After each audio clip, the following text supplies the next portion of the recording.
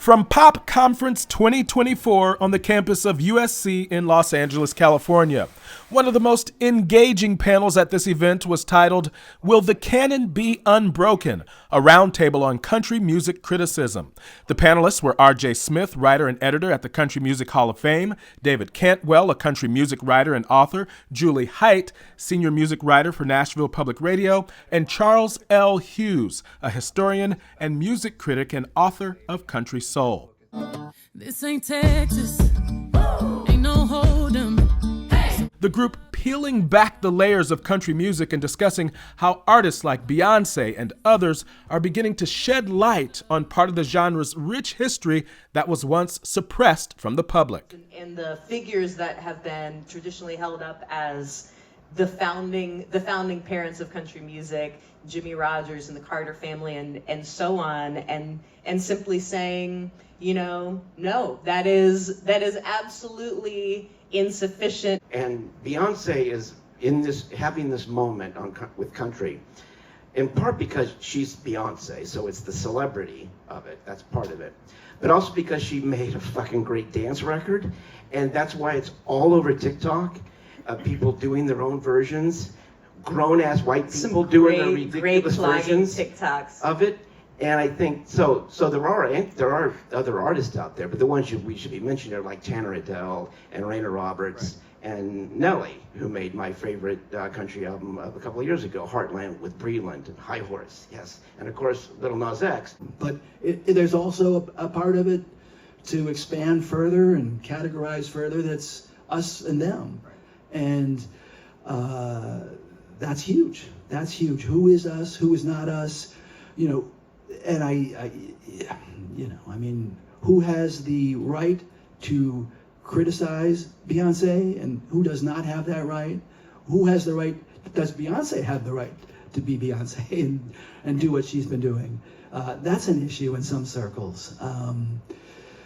The response to Small Town, Jason Aldean. When the Beyoncé thing really broke, what I loved seeing, including on social media, which is another side of canon building and argument, was people just being like, yeah, cool, Beyoncé, here's 55 other people that you should be checking out, and you should be, right? Or here are all the writers who've thought about this. Here's the, right? And that lineage is also important because then it prevents the flattening, again, of these iconic figures, right? Like the end goal to me of the Beyoncé moment is not really about Beyoncé. It's about whether all of these other folks, including the ones who are going to come after, are going to be rethought of.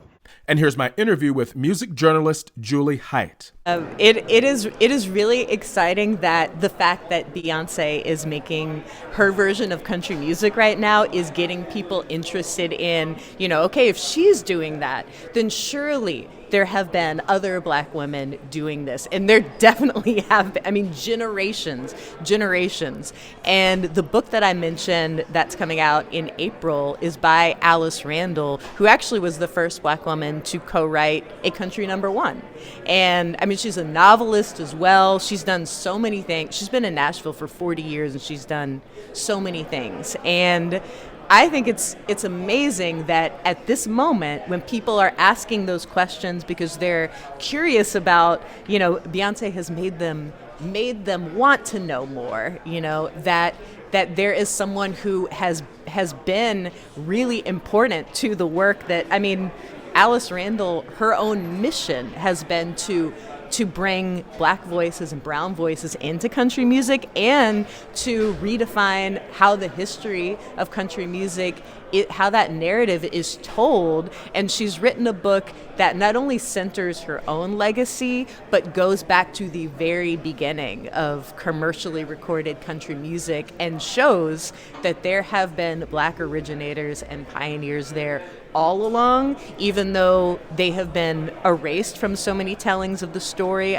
She's talking about Lil Hardin. She's talking about Ray Charles, who did finally belatedly go into the Country Music Hall of Fame just a couple of years ago, and she's talking about D. Ford Bailey, who was the first huge star of the Grand Ole Opry and was a black harmonica virtuoso, and had just a multifaceted musical repertoire that we've only, people have only heard just a fraction of what he could do and how his imagination works. So it really is an exciting moment for the telling of, the more complete telling of the story, filling in the gaps and bringing those stories, those voices forward. The mix of music that I played is more contemporary.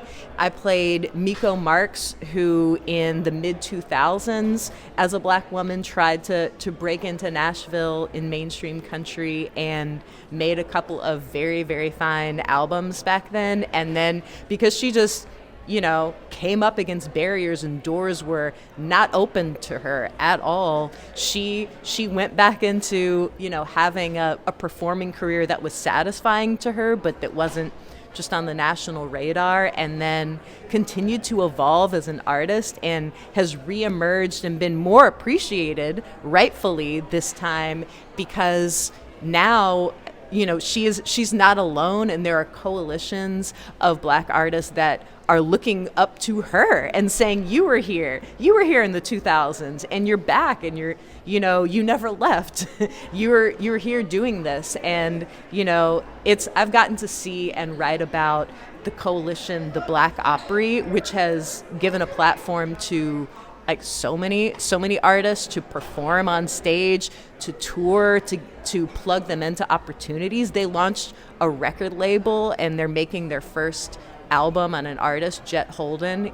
All of those things they're really the connecting of dots and bringing things into the spotlight that have been realities that were just not visible to people because of hierarchies and systems and gatekeeping and people being shut out and thinking, that they were the only one, that Miko Marks thought she was the only one because she didn't get to meet people who looked like her, who were doing what she was doing.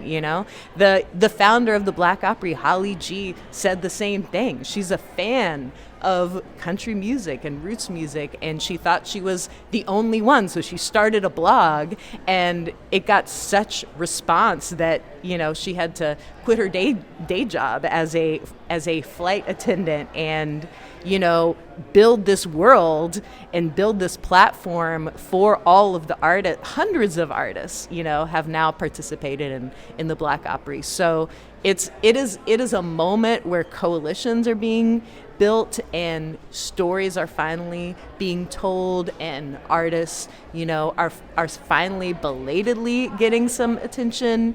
The other artists I played were Allison Russell and Brittany Spencer, and they're both Nashville based, and Allison Russell is looked at more as a roots artist, Americana. What she does is stylistically so rich and broad and imaginative, and Brittany Spencer is really kind of in the mainstream country pop space, but has a very distinct voice and approach. So we were talking about how important it is, to not only name those names, but to really give attention to what they are doing as artists, what they're about, what they want to say, what their artistic identity and approach really is, what's distinct about it, to let them be individuals who are also, making important moves and building coalitions and helping tell the story better, that they can be considered in collective context, but also individual context at the same time. That's part of what we were talking about today. And one last question, not just race, beyond race, but also age. I think country music now has resonating just as much or even more now, even with a younger audience. Are some attitudes starting to change because of the age of some of the consumers? And do you think that will help maybe loosen some of these old school ideas or thoughts or notions about who can be accepted when it comes to country music? I think that, the younger generations are always teaching us new things. They're always pushing us to reconsider what, the way that we thought things were, or, categories of identity. And I think that's a great and constructive thing, and I think that's definitely been happening in the last, decade or more with artists who make queer fans of country and roots music feel seen, and with artists who are queer themselves or non-binary themselves, or LGBTQIA broadly.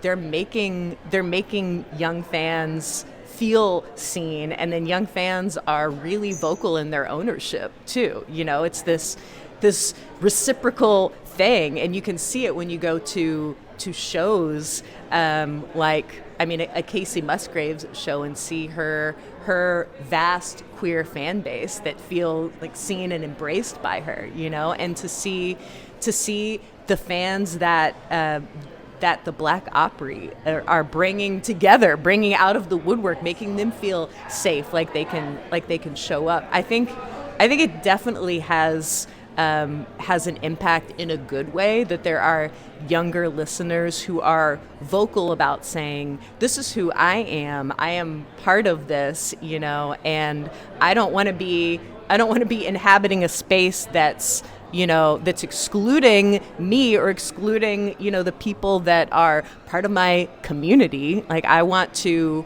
they're, putting into practice building the world that they want to see by demanding it, and showing up for it and that kind of thing. So I think that's a reality, and it's a good thing.